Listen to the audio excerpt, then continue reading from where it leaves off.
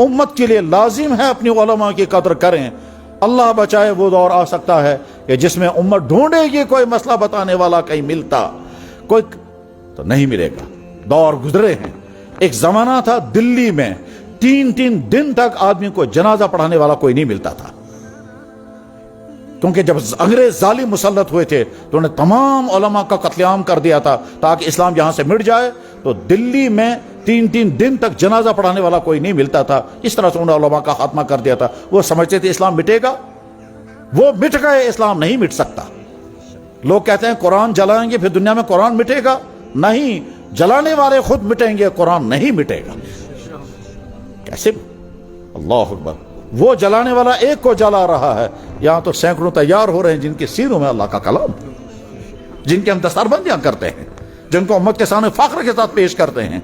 कल शाम मैंने एक बच्चे को देखा, 7वीं क्लास का बच्चा है, अपने शौक से पूरा कुरान अपने हाथ से लिखा है, और स्कूल कॉलेज का बच्चा है।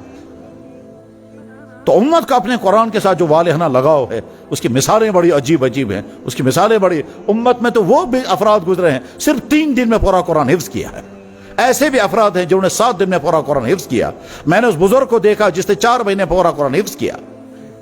इमाम मोहम्मद जो इमाम आजम रहमतुल्लाह तआला के शागिर्द थे, सिर्फ 3 दिन में पूरा कुरान हिफ्ज किया था। इमाम अस्माई के मुतालिक लिखा है, कहता मुझसे ज़हीन ज्यादा कोई इस दुनिया में उनके जमाने में नहीं था। कहता मुझसे ज्यादा ज़हीन कोई नहीं और मुझसे ज्यादा हिमाकत किसी से नहीं हुई। पूछा हजरत जहानत क्या? कहने लगा मैंने 3 दिन में पूरा कुरान हिफ्ज किया। कहने लगा फिर हमाकत क्या हुई? कहने लगा हमाकत ये हुई कि जुमे के दिन में दाढ़ी काटने के लिए नीचे से काटने के बजाय ऊपर से काट दी और सारी दाढ़ी नीचे हाथ में चली गई। गरज ये कि उम्मत ने अपने कुरान के साथ क्या क्या किया है, दुनिया के लोग समझें। इस्लाम मिटाने वाले इस्लाम मिटाने में कामयाब नहीं हो सकते, मिटाने वाले खुद मिट जाते हैं। इस्लाम अपनी बहार फिर आगे चलाता है। मेरे भाइयों, अल्लाह ने हमको इस्लाम और ईमान की दौलत अता फरमाई है। इस इस्लाम और ईमान को सीखना है, पढ़ना है, अपनी जिंदगी में अपनाना है। जितनी चीजें अल्लाह और अल्लाह के नबी ने लाजिम की हैं उनको अमलाना है, जितनी चीजें अल्लाह और अल्लाह के नबी ने हराम की हैं उनसे अपने आप को बचाना है। कामयाबी उसी में है।